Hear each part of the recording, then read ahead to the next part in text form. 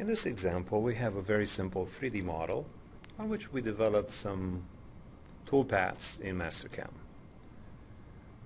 There are also some custom levels on which we placed the part model, the stock model, and the models that constitute the fixturing. So all these levels will be used later on by the extractor.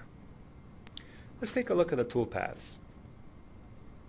There are some 3+2 axes pocketing.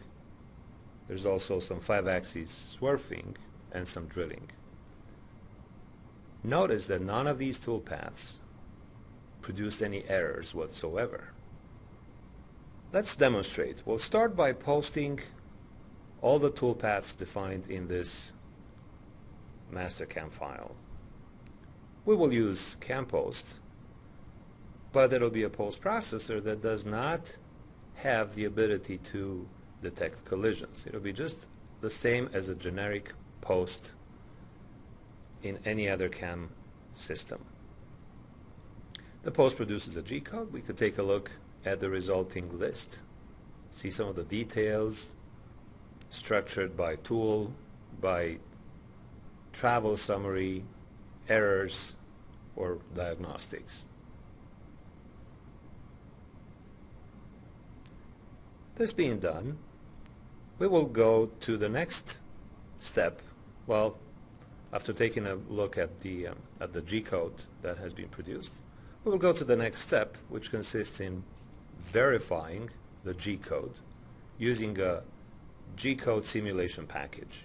In this case, we will use CE, the control emulator from ICAM. The extractor identifies the levels that we mentioned before and allows us to identify the part as being part, the stock as being stock, and the elements of the fixture as fixture. The extractor also identifies all the tools that were used in Mastercam and allows us to generate the data and start the control emulator. When the control emulator starts, we'll see the machine. At the bottom we have an interface that allows us to navigate through different panels. We could jog the axes.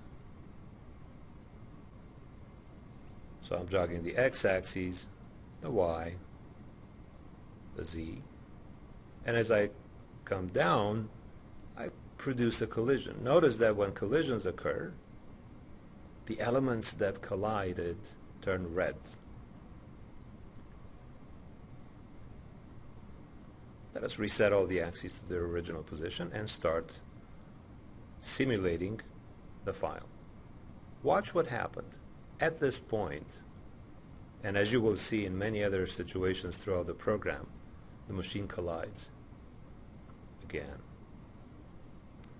All these collisions are based on the fact that the post processor strictly translated the data from Mastercam into G-code without the ability to know in advance about these collisions, about the kinematics of this particular machine and the oversized dimensions of its spindle.